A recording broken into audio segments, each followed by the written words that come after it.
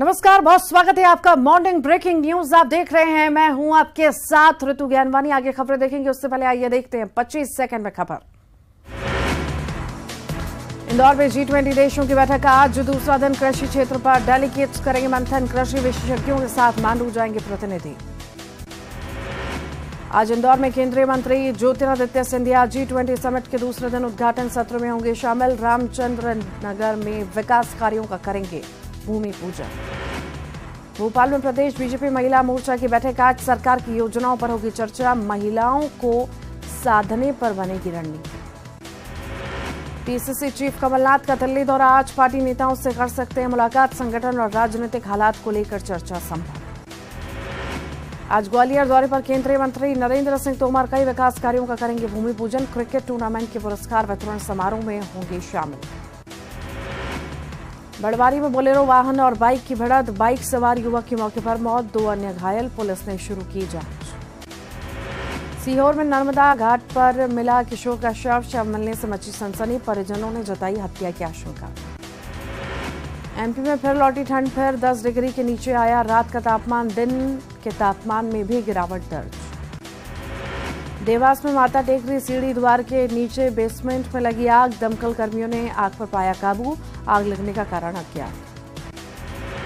राजगढ़ के उदनखेड़ी में लूट की बड़ी वारदात। लुटेरों ने 27 लाख रुपए के जेवरात और 15 लाख नकदी पर किया हाथ साफ। तफ्तीश में जुटी पुलिस। कांग्रेस राष्ट्रीय अधिवेशन की तैयारियां तेज। स्वागत समिति में जोड़े गए 15 लोगों के नाम। जांजगीर चांपा में महिला पत्रकार का संदिग्ध हालत में घर में मिला शव। जांच में जुटी पुलिस। कांग्रेस प्रदेश प्रभारी कुमारी शैलजा का छत्तीसगढ़ दौरा। आज 85वें महाधिवेशन की तैयारियों की करेंगे समीक्षा। महाधिवेशन स्थल का करेंगी निरीक्षण। अंबिकापुर में वन विभाग की बड़ी कार्रवाई। परिवहन कर रहे अवैध लकड़ी को किया जब्त। खपाने के लिए ले जाया जा रहा अंबिकापुर में 3 दिवसीय मैनपाट महोत्सव का शुभारंभ। आज मंत्री शिव कुमार डहरिया करेंगे शुभारंभ। 78 करोड़ के विकास कार्यों की देंगे सौगात। रायगढ़ में लूट का आरोपी गिरफ्तार। 2 साल से था फरार। बाइक सवार के साथ लूटपाट की घटना को दिया था अंजाम। बलौदाबाजार में एक शातिर अपराधी गिरफ्तार। 1 लाख रुपए की उठाईगिरी की घटना को दिया था अंजाम। धमतरी में ऑनलाइन ठगी का आरोपी गिरफ्तार। बैंक अधिकारी बनकर की थी ठगी। पिता पुत्र के खाते से 1,19,000 रुपए किए थे पार। जांजगीर चांपा में चाकू की नोक पर धमकाने वाला आरोपी गिरफ्तार। मेले में ग्रामीणों और दुकानदारों को चाकू दिखाकर दे रहा था धमकी। कब्जे से धारदार हथियार बरामद। पेंड्रा नगर पंचायत में बना गौठान हुआ जर्जर। लाखों की लागत से बने गौठान का नहीं मिल रहा लाभ। असामाजिक तत्वों का बना अड्डा। बलरामपुर के मितानिन ट्रेनिंग सेंटर में विवाद। नाश्ते को लेकर हुई हाथापाई। मितानिन की महिलाएं पहुंची थाना। अब गरियाबंद से बड़ी खबर की बात करते हैं। एसडीओ की फांसी के फंदे पर लटकी मिली है लाश। फिंगेश्वर जनपद पंचायत के आरएएस विभाग में थे तैनात एसडीओ राघवेंद्र बहादुर सिंह की सरकारी आवास पर लाश मिली है। भिलाई के रहने वाले एसडीओ बताए जा रहे हैं। एसडीओ की लाश बरामद हुई है। फांसी के फंदे पर लटकी मिली है लाश। फिंगेश्वर जनपद पंचायत के आरएएस विभाग में तैनात थे एसडीओ राघवेंद्र बहादुर सिंह की सरकारी आवास पर लाश मिली है। भिलाई के रहने वाले एसडीओ राघवेंद्र सिंह बताए जा रहे हैं। एसडीओ की फांसी के फंदे पर लटकी हुई लाश पाई गई है। फिलहाल पूरे मामले में जांच पड़ताल पुलिस कर रही है। और ज्यादा जानकारी के लिए शेख इमरान जुड़ गए हैं। शेख, क्या है पूरा मामला, बताइए। देखिए, पूरा मामला फिंगेश्वर का है, जहां फिंगेश्वर जनपद पंचायत के आरएएस विभाग में पदस्थ राघवेंद्र बहादुर सिंह का जो लाश है फांसी के फंदे पर सरकारी आवास के ही कमरे में लटकती हुई मिली है। फैन पर उन्होंने फांसी लगाई हुई उसकी लाश मिली है। लेकिन महत्वपूर्ण बात इसमें यह है कि जहां पर फांसी लगाई है वहां पर एक मोबाइल है जो मोबाइल स्टैंड पर रखा हुआ है और ऐसा लगता है कि या तो उसमें वीडियो बनाया गया है या वीडियो कॉलिंग की गई है। हालांकि पूरा मामला जांच का विषय है, जांच के बाद ही स्पष्ट हो पाएगा। तो जिनकी मृत्यु हुई है राघवेंद्र बहादुर सिंह, वो एसडीओ थे आरएएस विभाग में, जिनकी पोस्टिंग फिंगेश्वर में थी और हाल ही में महासमुंद से ट्रांसफर होकर यहाँ आए थे और भिलाई में अपने परिवार के साथ वो थे। और सोमवार के दिन बताए उनके परिजन की वो फिंगेश्वर आए और फिंगेश्वर में अकेले ही अपने कमरे में थे। इसी दौरान परिजन जब कॉल किए किसी बात को लेकर तो राघवेंद्र बहादुर सिंह कॉल नहीं उठाया और कॉल नहीं उठाने पर परिजनों को शक हुआ और इसी शक को लेकर जब वो फिंगेश्वर आए और पुलिस के साथ दरवाजा को खोले तो देखा कि राघवेंद्र फांसी के फंदे पर लटके हुए थे। हालांकि इस पूरे मामले को लेकर फिंगेश्वर पुलिस जांच में जुटी है कि आखिरकार एसडीओ को ऐसा कदम क्यों उठाना पड़ गया और हालांकि आत्महत्या का असल कारण क्या है ये तो पूरा जांच के बाद ही स्पष्ट हो पाएगा। जी ठीक, बहुत बहुत शुक्रिया शेख इमरान। बिलासपुर से बड़ी खबर की बात करते हैं। अतिक्रमण के खिलाफ अभियान चला है। तेलीपारा से पुराना बस स्टैंड तक अवैध कब्जा हटाया गया। निगम के अतिक्रमण दस्ते ने कार्रवाई की है। सड़क पर अतिक्रमण कर सामान बेचने वालों पर एक्शन लिया गया। अतिक्रमण के खिलाफ निगम लगातार अभियान चला रहा है। अतिक्रमण के खिलाफ अभियान चलाया गया है। तेलीपारा से पुराना बस स्टैंड तक अवैध कब्जा हटाया गया है। ज्यादा जानकारी के लिए विनोद हमारे साथ फोन लाइन पर जुड़ गए हैं। विनोद, अवैध अतिक्रमण हटाने का अभियान चला है, कहां पर अभियान चलाया गया है और क्या कुछ विरोध भी देखने को मिला है इस दौरान? विनोद, सुन पा रहे हैं आप? विनोद, आपको मेरी आवाज मिल रही है? शायद हमारी आवाज उन तक नहीं पहुंच पा रही है। तो बिलासपुर की ये खबर आपको बता रहे हैं। निगम के अतिक्रमण दस्ते ने कार्रवाई की है। सड़क पर अतिक्रमण कर सामान बेचने वालों पर कार्रवाई की गई है। अतिक्रमण के खिलाफ निगम लगातार अभियान चला रहा है। और ज्यादा जानकारी के लिए विनोद एक बार फिर से जुड़ गए हैं। विनोद, अतिक्रमण के खिलाफ अभियान लगातार जारी है। कहां पर अतिक्रमण कैसे हटाया गया है और क्या इस दौरान कोई विरोध भी देखने को मिला?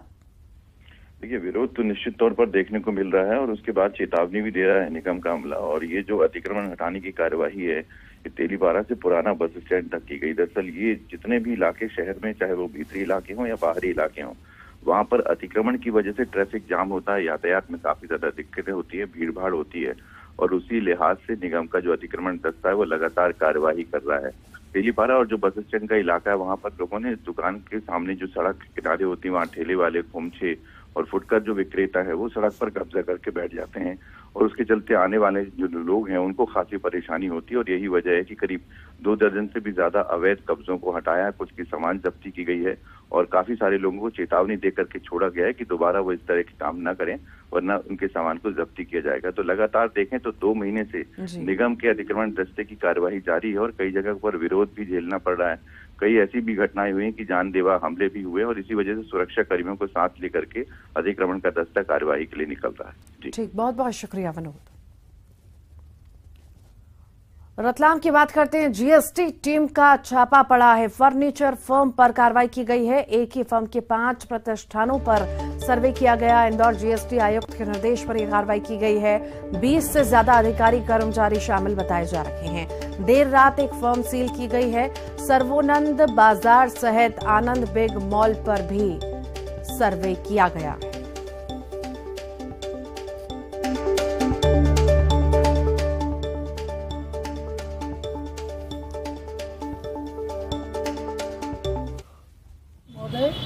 मध्य प्रदेश इंदौर के आदेश के तहत सुश्री जयश्री दिव्या पुरोहित मैडम के निर्देशन में आज 5 फर्मों में कार्रवाई की गई है। सभी फर्में फर्नीचर से संबंधित है और दस्तावेजों का परीक्षण किया जा रहा है। परीक्षण के पश्चात जो भी होगा हम आपको बताएंगे। किन फर्मों के यहाँ किस नाम से फर्में हैं, कहाँ पे आपने रेट करा?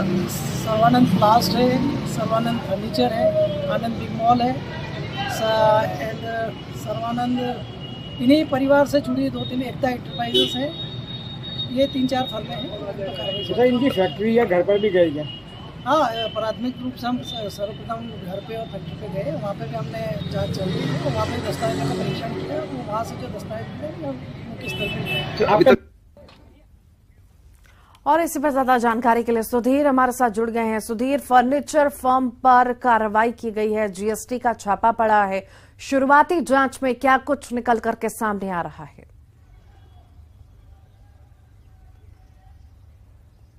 देखिए, इस कार्रवाई से हड़कंप मचा हुआ है व्यापारियों में। चूंकि सर्वानंद जो बाजार है उसकी 5 फर्में हैं। सभी जो फर्में हैं वो फर्नीचर का काम करती है। खबर ये भी है कि जो कारखाना कारखाना है सरवनन का, वहां पर भी जीएसटी की टीम पहुंची है और लगातार दस्तावेजों का परीक्षण किया जा रहा है, जांच की जा रही है। आखिर देखा जा रहा है कि कब से ये टैक्स अगर चोरी की जा रही है तो कितने बड़े पैमाने पर ये टैक्स की चोरी है और कब से यह चोरी की जा रही है। क्योंकि करीब 20 से ज्यादा अधिकारी कर्मचारी इस चेकिंग में लगे हैं। सरवनन बाजार के साथ ही उसकी 5 फर्में हैं, जिसमें आनंद बिग मॉल का नाम भी शामिल है। तो कल शाम से यह कार्रवाई शुरू हुई थी, जिसमें एक जो 2 बत्ती स्थित फर्म है उसे सील भी किया गया है और आज भी दिन भर यह कार्रवाई चलेगी। चूंकि दस्तावेजों का परीक्षण लगातार किया जा रहा है, प्रारंभिक तौर पे टैक्स चोरी का खुलासा तो हुआ है, लेकिन यह आंकड़ा कितना पहुंचेगा इस पूरी बात की जानकारी आज शाम तक या हो सकता है कल सुबह तक के पता चल पाए। तो हड़कंप है इस पूरी कार्रवाई के बाद में, और जो 2 दर्जन से ज्यादा कर्मचारी अधिकारी इस कार्रवाई में जुटे हैं वो लगातार जो है दस्तावेजों का परीक्षण यहां पे करते हुए नजर आ रहे हैं। और अब देखना यह है कि आखिर कितने बड़े पैमाने पर ये कर अपव्यंजन का मामले का खुलासा आखिर होगा। तो हड़कंप जरूर है इस कार्रवाई से, और अब देखना यह है कि किस बात का और कितना आंकड़ा ये टैक्स और कर अपव्यंजन का सामने आता है। जी ठीक, बहुत बहुत शुक्रिया सुधीर। ग्वालियर से बड़ी खबर की बात करेंगे। देर रात नेकी की दीवार में आग लगी है। नेकी की दीवार में जरूरतमंदों के लिए कपड़े रखे हुए थे और ये कपड़े जलकर राख हुए हैं। बहोड़ापुर के जेल रोड की यह घटना आपको बता रहे हैं। निगम की दमकल ने आग बुझाई, अज्ञात शख्स ने आग लगाई थी।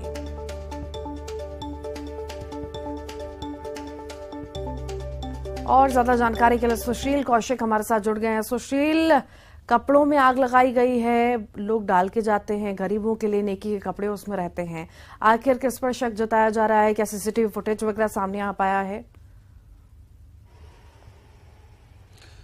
बिल्कुल, देखिए बहोड़ापुर थाना क्षेत्र के ये जेल रोड इलाके की घटना है। कल देर रात यहाँ जो पुलिस की नेकी की दीवार संचालित होती है, उसी नेकी की दीवार जो यहाँ एक बस स्टॉप के पास बनाई गई है, उसमें देर रात भीषण आग लगी है। आग में यहाँ जो कपड़े रखे हुए थे, बताया जा रहा है कि हजारों की तादाद में यहाँ कपड़े रखे हुए थे जो जरूरतमंदों के लिए यहाँ रहते हैं, वो सारे कपड़े जलकर स्वाह हो गए। और नगर निगम की फायर ब्रिगेड ने पहुंचकर बाद में आग पर काबू पाया। लेकिन जेल रोड पर जिस तरह से ये घटना लगी तो निश्चित तौर पर कहीं ना कहीं इसमें आशंका इसी बात की है कि अज्ञात शख्स ने इस में आग लगाई है और आग लगाने के बाद वो वहाँ से भाग निकला है।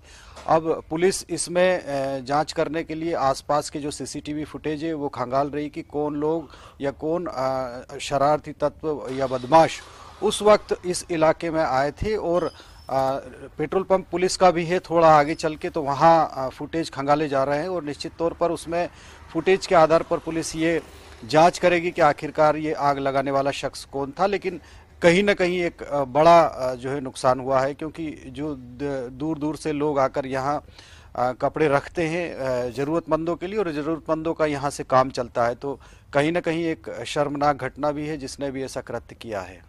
जी, बहुत बहुत शुक्रिया जानकारी को साझा करने के लिए सुशील। बीजापुर से बड़ी खबर की बात करते हैं। नक्सलियों के खौफ से पार्टी छोड़ रहे हैं बीजेपी नेता। भोपाल पट्टनम में बीजेवाईएम नेता ने पार्टी छोड़ी है। मंडल अध्यक्ष गिरिराज शंकर तामड़ी ने पार्टी छोड़ी है। तामड़ी ने जिला अध्यक्ष को इस्तीफा भेजा। भोपाल पट्टनम में 10 साल बीजेवाईएम से गिरिजा जुड़े हुए थे। उसूर ब्लॉक मंडल अध्यक्ष की हत्या के बाद पार्टी छोड़ी है। और ज्यादा जानकारी के लिए भरत हमारे साथ जुड़ गए हैं। भरत, खौफ होना लाजमी है क्योंकि लगातार एक के बाद एक जैसे बीजेपी नेताओं की हत्या हो रही है तो कहीं ना कहीं प्रभाव बाकी नेताओं पर भी पड़ेगा। और अब एक बीजेपी के नेता ने पार्टी छोड़ी है नक्सलियों के डर से।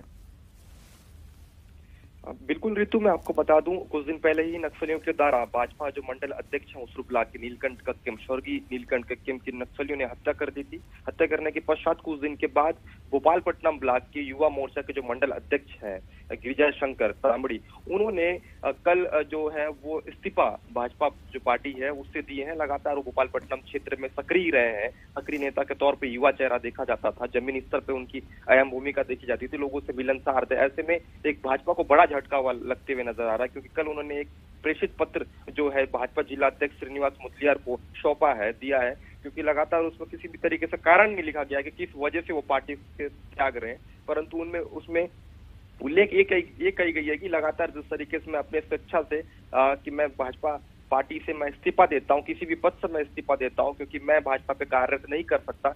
वजह स्पष्ट नहीं हो पाई है कि किन वजहों के कारण उन्होंने इस्तीफा दिया है। लेकिन हम आपको बता दें, कुछ दिन पहले जिस तरीके से नक्सलियों ने कायराना करतूत उसुर ब्लॉक में किया था भाजपा मंडल अध्यक्ष की, उन्होंने निर्मम तरीके से हत्या की थी। उसके बाद जिस तरीके से भाजपा के नेताओं के ऊपर लगातार जो हत्याएं हो रही हैं, अगर बस्तर की अगर बात की जाए, कुछ दिन पहले आपने देखा कि दंतेवाड़ा में भी एक घटना जो है वो बाहर निकल के आई थी। ऐसे में जिस तरीके से जो भाजपा को एक बड़ी चुनौती कहा जा सकता है, क्योंकि कुछ महीने के पश्चात ही आगामी विधानसभा चुनाव है। चुनाव से पहले जिस तरीके से लगातार इस तरीके का जो घटनाएं शामिल हो रही हैं, जिस तरीके से आप देख सकते हो कि भाजपा जो मंडल युवा मोर्चा के जो अध्यक्ष है, भोपालपट्टनम क्षेत्र बड़ी आबादी वाला क्षेत्र माना जाता है बीजापुर जिले के अंतर्गत में। ऐसे में उस क्षेत्र से सक्रिय युवा नेता जो भाजपा से इस्तीफा दिए हैं, ऐसे में कहीं ना कहीं जो भाजपा को एक क्षति कहा जा सकता है। जी रितु जी, बहुत बहुत शुक्रिया।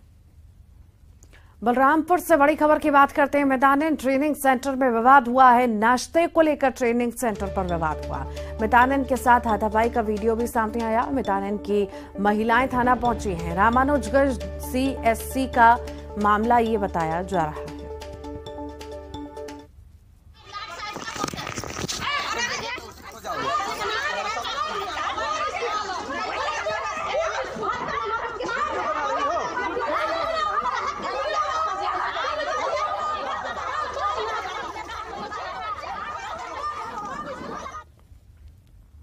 और अब बात करेंगे जांजगीर चांपा की, जहां महिला पत्रकार इशिका शर्मा का शव मिला। घर में इनका संदिग्ध हालत में शव मिला है। पुलिस मामले की जांच में जुटी हुई है। डॉग स्क्वाड और FSL की टीम जांच में जुटी हुई है, मदद कर रही है। शव को पोस्टमार्टम के लिए जिला अस्पताल पहुंचा दिया गया है, जहां आज पोस्टमार्टम किया जाएगा।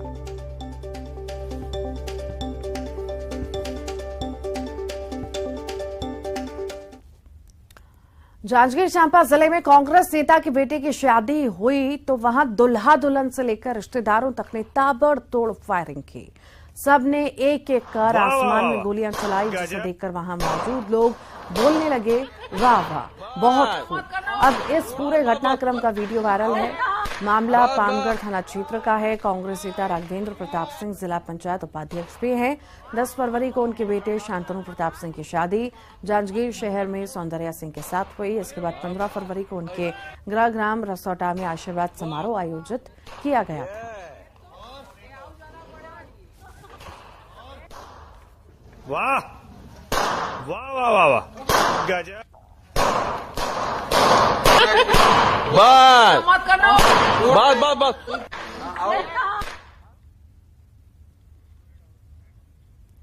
और इसी के साथ ही मॉर्निंग ब्रेकिंग न्यूज में इतना ही।